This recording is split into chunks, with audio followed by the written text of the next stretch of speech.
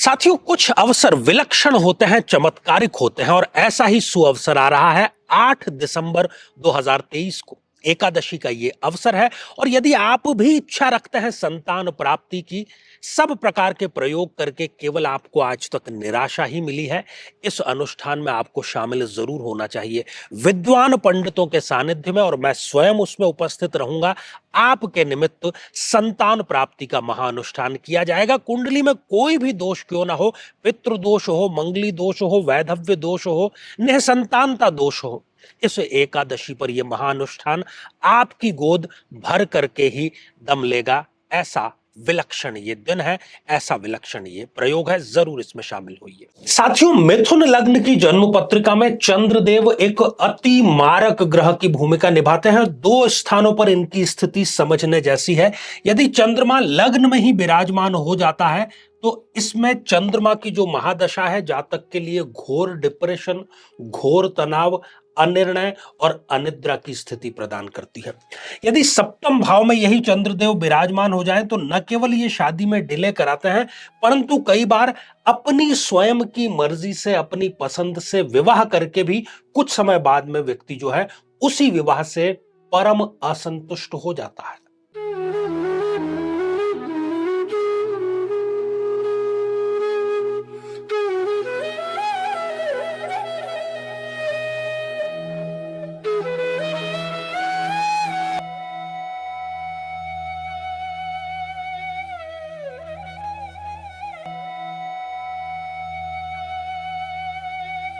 तो मेरे बहुत ही प्रिय और बेहद सम्मानित साथियों, हृदय की असीम गहराइयों से अभिनंदन, बहुत बहुत हार्दिक स्वागत। साथियों, आपके समक्ष यहां पर आप देख पा रहे हैं 3 नंबर से यह जन्म पत्रिका प्रारंभ हो रही है। मिथुन लग्न की यह जन्म पत्रिका है क्योंकि इस भाव में जो अंक लिखा होता है यह लग्न का भाव है और यहां से ही जन्म पत्रिका की शुरुआत जो है वो मानी जाती है।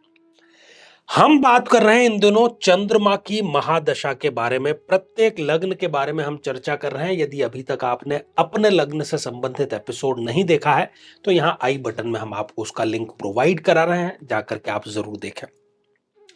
यहां आप हेडिंग में देख रहे हैं कि महाविनाशकारी, विनाशकारी भी नहीं, महाविनाशकारी जो है वो चंद्र की महादशा मिथुन लग्न में क्यों होती है। क्यों? क्योंकि चंद्रमा केवल एक भाव का स्वामी है।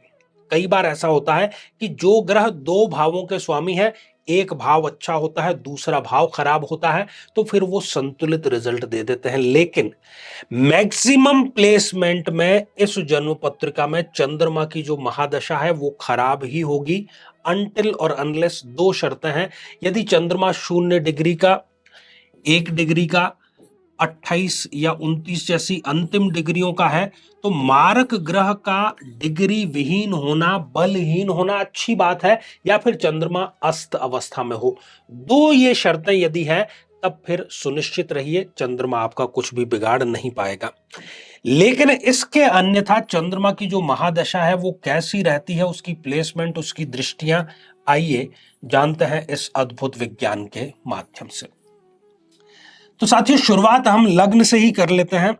यदि मिथुन लग्न की जन्म पत्रिका में चंद्रदेव लग्न में ही विराजमान हो तो अपनी दशा अंतरदशा में इस जातक को वो अनिद्रा की, अनिर्णय की, इंसोमेनिया जिसको हम कहते हैं उसकी, और डिप्रेशन की समस्या देता ही देता है। चाहे जो मर्जी इनके सामने आप ला करके दे दीजिए, इनकी कोई भी इच्छा पूरी कर दीजिए, ये कभी भी संतुष्ट नहीं हो पाते, खासतौर पर चंद्रमा की दशा अंतरदशा में। सप्तम भाव पर जितनी दृष्टि चंद्रमा डाल रहे हैं तो वो दाम्पत्य जीवन को भी खराब करने का कार्य करते हैं। जो तनाव है वो ऐसा होता ही नहीं कि गृह कलेश के बिना दिन की शुरुआत हो जाए, इतना ये यहां पर दुष्परिणाम प्रदान करता है। यदि चंद्रदेव द्वितीय भाव में विराजमान है तो ये स्थिति उन स्थितियों में से केवल एक स्थिति है जो मिथुन लग्न में अच्छा परिणाम प्रदान कर सकती है। वाणी बहुत जबरदस्त होगी, मीठी होगी, अमृत घोली हुई होगी। लोग इनको सुनेंगे तो उनकी इच्छा होगी कि बस इनको सुनते चले जाएं। पैतृक संपत्ति इनको जबरदस्त मिलेगी और धन का अभाव जीवन में कभी भी इनके नहीं हो पाएगा और परिवार जो है वो इनका हमेशा साथ देने वाला होगा। यहां बैठ करके और अष्टम भाव को जो ये दृष्टिपात कर रहे हैं, तो सरकारी नौकरी यदि ये करते हैं तो ऊपर की कमाई इनके बहुत ज्यादा होगी, ससुराल पक्ष से संबंध इनके बहुत अच्छे होंगे, कोई भी कष्ट आ जाए उस कष्ट से ये चुटकियों में निकलने का मादा रखते हैं। सुंदर स्थिति। लेकिन यदि तृतीय भाव में चंद्रदेव विराजमान हो जाए तो अपने ही भाई बहन और खासतौर पर छोटे भाई बहनों से कोई बड़ा धोखा इनको मिलता है। कोई जो महत्वाकांक्षा होती है व्यक्ति की कि मैं जीवन में ये बन जाऊं, वो सदैव इनकी अधूरी ही रह जाती है। और रिस्क लेकर के, जोखिम उठा करके यदि ये कार्य करते हैं तो एक ही झटके में अर्श से फर्श पर आ जाएंगे, नीचे आ जाएंगे। यहां बैठ करके ये इस भाव को भी डैमेज करेंगे, अर्थात कई बार व्यक्ति धर्म से विमुख हो जाता है। भाग्य तो उसके विमुख होता ही है, ये स्वयं कहता है कि ईश्वर ने जब मेरे लिए कुछ नहीं किया तो मैं भी ईश्वर के लिए, मुझे क्या पड़ी है कि मैं करूं। साथियों, यदि चंद्रदेव इस चतुर्थ भाव में, सुख भाव में विराजमान हो जाएं तो माता से इनको कष्ट मिलता है, माता के स्वास्थ्य से इनको सदैव किसी न किसी प्रकार की दिक्कत रहती ही रहती है।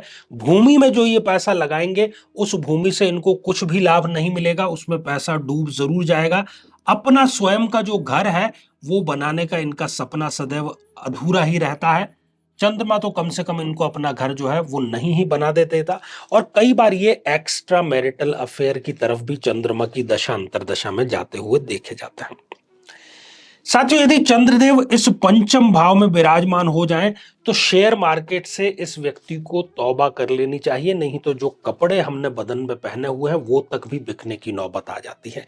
यहां बैठ करके आकस्मिक हानि इनकी करीब, संतान या तो देता नहीं या संतान देता है तो वो ऐसी नालायक संतान होती है कि ईश्वर से व्यक्ति यही प्रार्थना करता है कि इससे अच्छा तो मुझे संतान ना मिलती तो ज्यादा बेहतर होता। प्रेम में जिसके लिए आप सब कुछ न्यौछावर करने को तैयार हैं, ऐसे ही व्यक्ति से मेजर धोखा भी इस स्थिति में जरूर मिलता। यदि चंद्रदेव यहां नीच राशि के होकर के विराजमान हो जाते हैं इस छठे भाव में, यह स्थिति भी अच्छी नहीं है। चंद्रदेव यहां पर बैठ करके श्वसन तंत्र से संबंधित, नर्वस सिस्टम से संबंधित, रीढ़ की हड्डी, स्नायु से संबंधित, कफ, जुकाम और बार बार एक ही बीमारी का दोहराना, जब तक आप इलाज करेंगे तब तक ठीक रहेगा, उसके बाद में वापस वही स्थिति ये यहां पर देता है। अपमान के घूंट व्यक्ति को पीने पड़ते हैं, कोई जो पद है वो भी इनसे छिन जाता है चंद्रमा की दशा अंतर दशा में। जिस पर ये सबसे ज्यादा विश्वास करेंगे वो ही इनको धोखा देने का काम करता है।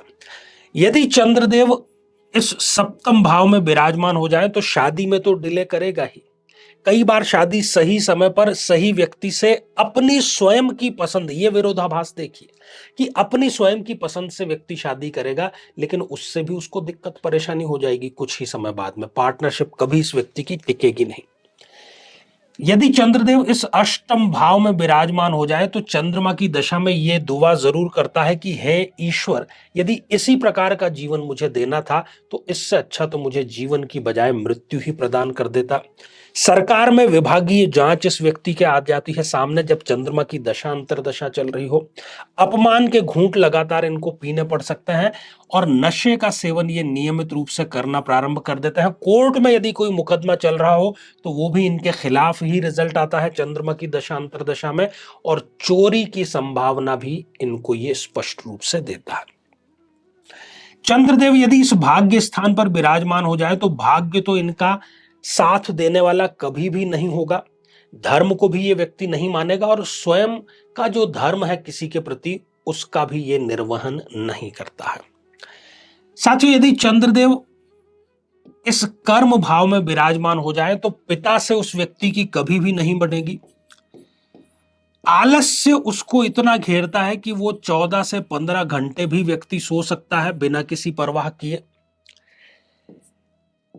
कुख्यात मतलब उसको जानेंगे गली वाले, समाज वाले, शहर वाले, परंतु किसी अच्छे कार्य के लिए नहीं बल्कि किसी बुरे कार्य के लिए। यदि किसी कारणवश उसका सिलेक्शन हो भी जाता है तो नौकरी भी और अवसर भी ये व्यक्ति छोड़ करके आ जाता है, और चलता हुआ धंधा कैसे समाप्त किया जाए किसी को सीखना हो तो वो इनसे सीख सकता है आकर के। साथियों, यदि चंद्रदेव इस एकादश भाव में विराजमान हो जाए तो चंद्रमा की दशा आते ही जो अच्छी खासी आय चली आ रही है उस आय में कमी करने का ये कार्य करता है। स्वयं विशेषज्ञ होगा, कोई इंजीनियर होगा, डॉक्टर होगा, सीए होगा, मैनेजर होगा, वकील होगा, लेकिन वो अपनी उस प्रतिभा का लाभ नहीं उठा पाता। इनके जो संपर्क हैं ये अपने लोगों के कार्य उस संपर्क से करा देंगे, परंतु स्वयं का कार्य उन संपर्कों से ये नहीं करा पाएंगे। जहां पर दिख रहा होगा कि अब ये लाभ मेरे पास में आया, परंतु 99.9% पे आकर के गाड़ी इनकी अटक जाती है और कोई बहुत बड़ी दिली जो इच्छा है वो यहां पर इनके स्पष्ट रूप से अधूरी ही रहती हुई नजर आती है। बात करते हैं साथियों अंतिम और एकादश के बाद में द्वादश भाव की, कि यदि चंद्रदेव यहां उच्च राशि के विराजमान हो जाएं तो अब सबसे बड़ी गलती क्या, उच्च का तो हो गया तो लोग तारीफें करते हैं कि उच्च उच्च उच्च उच्च कौन हुआ है, मारक ग्रह उच्च हुआ है। तो मारक ग्रह जब भी उच्च का होगा तो उसका मार्कित्व बढ़ेगा। वृद्धावस्था इस व्यक्ति की बिल्कुल भी अच्छी नहीं जाने वाली, वृद्धावस्था में इसको संघर्ष बढ़ जाएगा। विदेश में जाकर के इसको धोखा मिलेगा। विदेश में कैसे, कि शादी के नाम पर, नौकरी के नाम पर वहां पर जाकर के इनको संघर्ष करना पड़ता है। वृद्धावस्था, विदेश और जो व्यय है वो जरूरत से ज्यादा होगा। जितना रुपया चाहे ये कमा ले, इनको हमेशा कम ही पड़ेगा। और अपमान के क्षण यहां पर बैठा हुआ चंद्रमा इनको दशा अंतरदशा में अवश्य ही प्रदान करेगा। ये भी व्यक्ति नशे की तरह आकर्षित होकर के बढ़ जाता है और अपने आप को स्वयं को गर्त में डालने का कार्य करता है। भय, एक अज्ञात इनके रहता है कि कहीं ये ना हो जाए, वो ना हो जाए। कल को लेकर के अनिश्चय की स्थिति चंद्रमा इस स्थिति में जरूर देता है। तो साथियों ये सारी स्थितियां थी। अब यदि ऐसी स्थिति आपके साथ में भी है तो चंद्रमा को कच्चा दूध और जल मिश्रित करके आपको नियमित रूप से जरूर चढ़ाना चाहिए। इस संकट से आप जरूर उबर जाएंगे। जीवन में किसी समस्या का सामना कर रहे हैं, जैसे कि शादी में देरी होना, पति पत्नी में मनमुटाव या तलाक तक की नौबत आ जाना, संतान का प्राप्त न हो पाना, नौकरी या धन प्राप्ति में बाधा आना, जीवन के प्रत्येक क्षेत्र में किसी न किसी प्रकार की बाधा आना, तो आज ही अपनी जन्म पत्रिका का संपूर्ण विश्लेषण करवाएं और पाएं समस्या से सदैव के लिए मुक्ति। श्रृंखला ये हमारी साथियों आगे भी जारी रहेगी और अब जो समय हो चला है वो आप लोगों के कमेंट्स को शामिल करने का। साथियों पहला कमेंट है महेंद्र जांगिड़ जी का, चरण स्पर्श माय डियरेस्ट सर जी, आपका आशीर्वाद साथ में बना रहे हमेशा, आपका प्रोग्राम बहुत अच्छा लगता है जी। तो महेंद्र जी आशीर्वाद हृदय की असीम गहराइयों से। अगला कमेंट सोनम सिंह जी ने लिखा है, आचार्य जी मेरा लव मैरिज करवा दो। देखिए सोनम जी, जिस वीडियो में आपने ये कमेंट किया है उससे हजारों लोगों की मनमाफिक विवाह संपन्न हुआ है। हालांकि कुंडली आपको जरूर मिलानी है तो आप वो उपाय करें और आशीर्वाद हृदय की असीम गहराइयों से लें। साथियों अगला कमेंट रवीना चौधरी जी का है और आपने हमारे द्वारा पूछे गए प्रश्न का बिल्कुल सही उत्तर दिया है। 108 नाम का यहाँ पर जिक्र हुआ है। तो रवीना जी आशीर्वाद हृदय की असीम गहराइयों से। तो साथियों आज के लिए केवल इतना ही और इसी मंगल कामना के साथ में कि आप सभी स्वस्थ, समृद्ध और शांतिपूर्वक जीवन व्यतीत करें। नमस्कार।